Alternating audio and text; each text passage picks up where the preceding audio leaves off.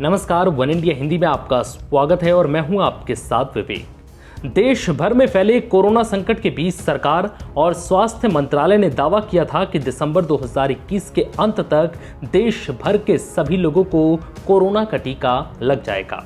टीकाकरण अभियान भी जोरों पर चल रहा है, लेकिन फिर भी वैक्सीन की किल्लत की वजह से काफी परेशानी सामने आ रही है और हफ्ते में 2-3 दिन टीकाकरण होने के बाद वैक्सीन की किल्लत की वजह से वैक्सीनेशन सेंटर को बंद करना पड़ता है।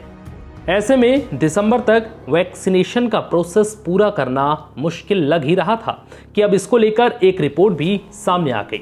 सोमवार को एडीबी यानी एशियाई डेवलपमेंट बैंक ने उम्मीद जताई है कि वित्त वर्ष 2022-23 तक भारत की अधिकांश आबादी का टीकाकरण हो पाएगा। वैसे तो भारत सरकार ने दिसंबर 2021 तक सभी को वैक्सीनेट किए जाने का लक्ष्य रखा है, लेकिन एडीबी के अनुमान से पता चला है कि वैश्विक परिप्रेक्ष्य इस लक्ष्य को प्राप्त करने के लिए आश्वस्त नहीं है। इसके साथ ही एडीबी ने चालू वित्त वर्ष के लिए भारत की आर्थिक वृद्धि के अनुमान को घटाकर 10% कर दिया है।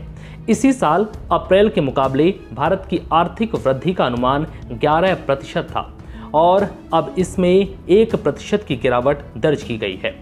इस रिपोर्ट से साफ पता चलता है कि कोरोना की दूसरी लहर ने भारत को आर्थिक रूप से प्रभावित किया है, जिसका असर आने वाले समय में और गंभीर दिखेगा। इसके अलावा एशियाई विकास बैंक ने भारत में पेट्रोल और डीजल के दामों में हो रही वृद्धि और खाने पीने की चीज़ों की कीमतों में आ रही तेजी को देखते हुए वित्त वर्ष 2021-22 के लिए औसत महंगाई का अनुमान 5.2% से बढ़ाकर 5.5% किया है।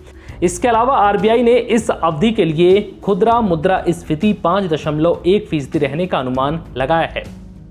एडीबी ने कहा है कि मार्च 2021 को समाप्त वित्त वर्ष की अंतिम तिमाही में भारत की जीडीपी वृद्धि दर 1.6% थी, जिसके चलते पूरे वित्त वर्ष के दौरान संकुचन 8% के पूर्वानुमान के मुकाबले 7.3% रहा। एडीबी ने कहा है कि शुरुआती संकेतों से पता चलता है कि लॉकडाउन के उपायों में ढील के बाद आर्थिक गतिविधियां फिर शुरू हो गई हैं। हो सकता है कि अब जल्द ही हालात ठीक हो जाएं। फिलहाल इस वीडियो में इतना ही। नमस्कार।